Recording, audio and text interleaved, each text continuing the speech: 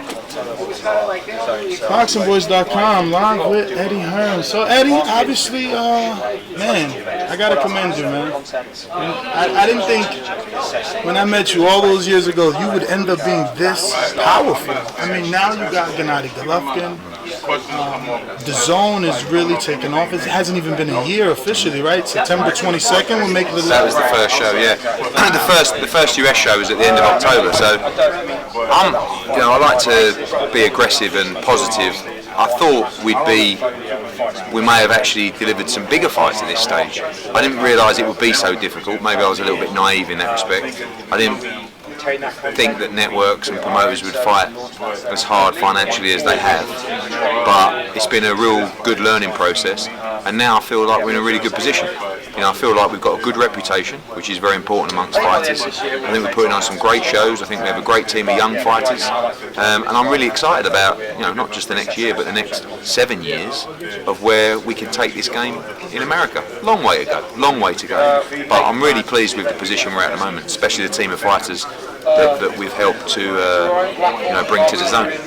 So on my morning show today, we had Brian Custer on, and I found it a little ironic. Not that he was taking shots, but I found it ironic that he said that Dazn is overpaying fighters when that was the knock on PBC in the past. Just your thoughts on that, and how long would it continue? I think they've got no choice in the short term but to overpay fighters. I mean, they're saying Dazn is overpaying. Yeah, that's what I'm saying. No, I'm talking about Dazn. Okay. I'm talking about us talking about Dazn. When you enter a market and you have a smaller platform on its, launch than anybody else, you can't just walk in and give someone the same deal that they're getting to fight on a bigger platform. No one really knew a lot about Matchroom. No one really knew a lot about us. Everybody was told bad things. And don't do this, don't go with Dazn, it won't last a month, 3 months, 6 months. So it's taken time to create that credibility, not just through Matchroom, but also through the fighters. When Canelo signed, when Joshua signed, it helped a lot. Then Golovkin signed. Then you got Jacobs, you got Andrade, you got Hooker, you got Farmer, you got Triple G. You got Usyk, you got all these great guys, and then I think fighters just realised, this is a good place to be, and we're not slowing up. Other networks are slowing up now. They're stopping spending their money, and we're not. We have to be smart with it. We can't just continuously invest money into shows that might not deliver, because then our performance will be affected and our position will be affected with Dazn. Do you understand what I'm saying? So Dazn know the vision, they know the strategy, but at some point you have to deliver on the investment, which we've done because we've assembled a great team of fighters. But now we've got to look more closely at which fighters are actually delivering the subscribers, which fighters are actually delivering the audiences, and the ones that are should continually get paid for that fact, and the ones that aren't, maybe you have to look at them and say, okay, maybe we won't re-sign you, or we won't. This sounds like a Ryan Garcia conversation. Are you paying attention to his post? Because he said on his social media post, I want my numbers. I think he has 5 million followers, and he feels because he has 5 million followers that at least 10 million people are watching him. Maybe that doesn't always translate into subscriber numbers for a broadcast platform, but Ryan Garcia is a very popular guy with a big following. I don't know what his deal is with, in terms of money, but you have to look at people like Devin Haney, who has now signed a huge deal with us. He's making great money, probably 5-10 times what Ryan Garcia is making. And he's delivering numbers, he's delivering excitement, but there might be other fighters that you've paid a purse for that isn't delivering subscribers and numbers. And it's very easy to see with the analytics on a platform like this, who's driving subscribers, who's driving audience numbers, where the interest is coming from. And that's something we've got to pay closer attention to as Dazn evolves, as the numbers, subscriber numbers continue to grow. You then have to look and say, okay, who's delivering and who's not? If they're not delivering, why aren't they delivering? Are we not doing a good enough job promotionally? Or has someone who worked with in the past not done a good enough promotional job? But we were a little bit sporadic with our initial approach, which was sign him, build a platform, build the fighters, and now you have to look more closely at those fighters. As fighters' deals start to expire and say, okay, what does the renewal deal look like? Do they want to stay with us? But we have to look more closely about the investment into fighters, if that makes sense. So is Tevin staying with you? Yeah, I'd like Tevin to stay. I mean, we've done a great job for Tevin. Lou DiBella, his co-promoter's here. We've made him the most active world champion in boxing. I think we're on the verge now of big fights, and I personally like Tevin Farmer a lot. So yeah, we'll definitely be making Tevin Farmer a new offer. I think he's very happy wherever he is.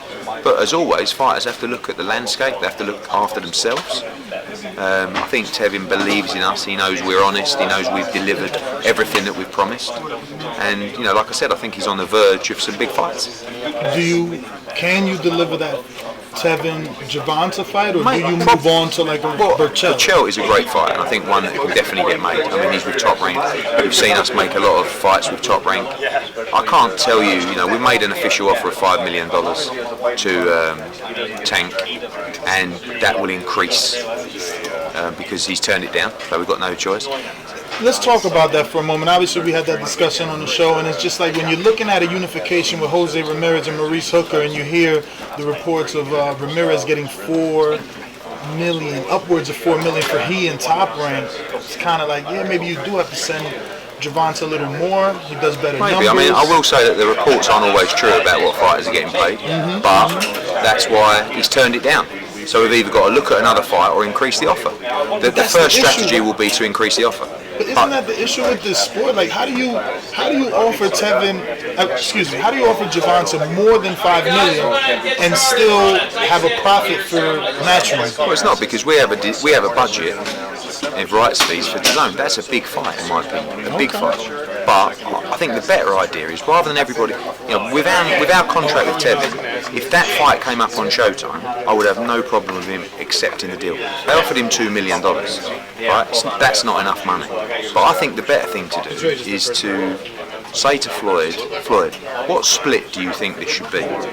Right? They're two champions, right? Tank is the bigger name, unquestionably, right? For me, it's 60-40. Right, is how the split should be. So what I would say is, why don't we get in a room and we'll both get an envelope. You make your bid, Floyd, I'll make my bid, and whoever pays the most money for the fight gets it. Isn't that a great opportunity for fighters? A one fight deal, so Tank doesn't have to stay with Dazn. No rematch clauses? Well, that can be negotiated. They're both champions, so maybe we do two fights, I don't know. But what I'm saying is, there's so much money in this fight for the guys. Let's not give them the opportunity to be in a fight that the fans want, and to be in a fight that makes them a lot of money. So I think let's do a purse bid, a private purse bid, where we put our bid in to Floyd, they put their bid in, and whoever pays the most money gets the fight.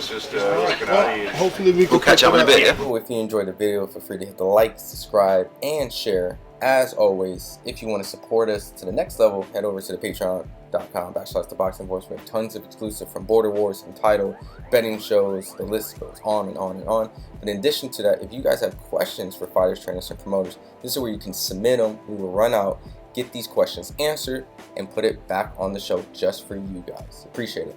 Peace.